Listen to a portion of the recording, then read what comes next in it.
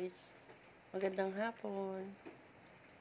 Itong vlog na to ay tungkol sa pagkuha ko ng birth certificate ng anak ko kasi late of registration siya.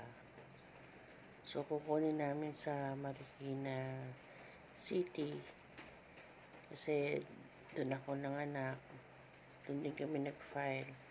So pupunta kami sa local civil registrar doon para makuha yung documents na ipafile naman namin sa PSA main. So let's watch at punta tayo doon.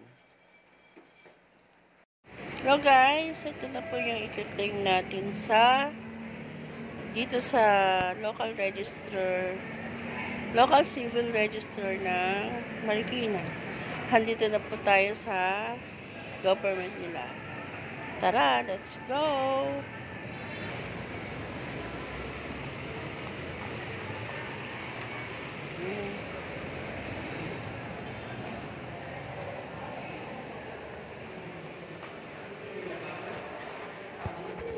Kasi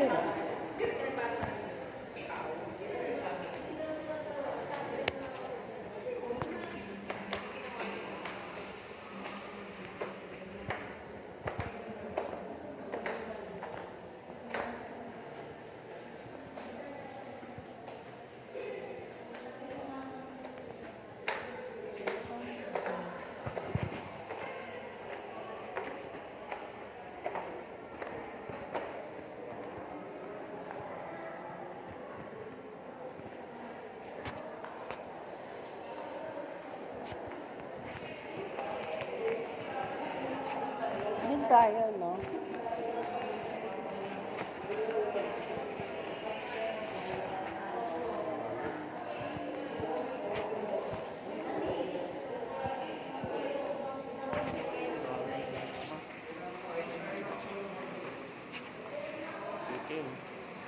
Kaya nga, ano na muna tayo, pila. Tayo.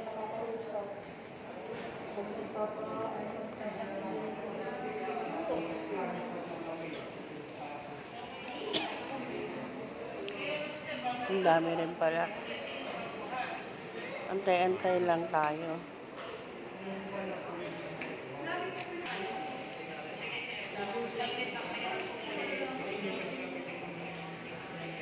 Ayan, magkiklaim po kami ng document ng anak ko.